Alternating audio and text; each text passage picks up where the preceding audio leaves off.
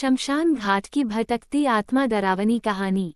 गांव के एक कोने में एक पुराना शमशान घाट था जहां लोग दिन के समय भी जाने से मतवासी थे।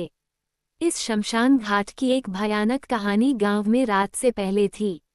कहते हैं कि रात के समय वहां एक भटकती आत्मा दिखाई देती थी जो उस स्थान पर आने वाले हर व्यक्ति को आश्चर्यचकित करती थी। ये कहानी कई साल पहले शुरू हुई थी जब एक गांव में एक युवा लड़की की अचानक मौत हो गई थी। उसका नाम राधा था और वह बेहद खुशमिजाज और प्यारी लड़की थी। उसकी मृत्यु रहस्यमय थी और कोई नहीं जानता कि उसके साथ क्या हुआ था।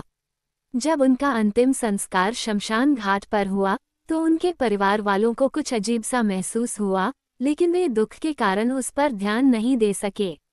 कुछ महीने बाद शमशान घाट के आसपास के लोगों में अजीब अजीब घटनाएं देखने को मिली।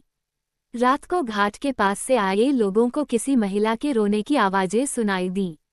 कुछ ने कहा कि उन्होंने एक सफेद रोल वाली लड़की को देखा जो घाट के पास पेड़ के नीचे खड़ी थी और अचानक गायब हो गई थी।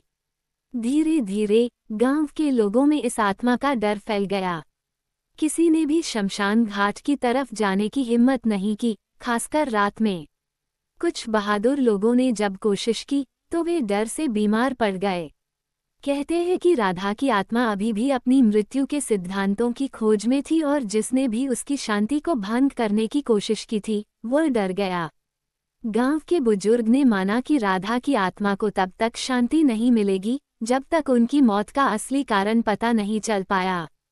कई सालों तक गांव के लोग शमशान घाट से दूरी बनाए रखते रहे और राधा की आत्मा की कहानियां सुनते रहे जो आज भी उसी शमशान घाट के आसपास हैं।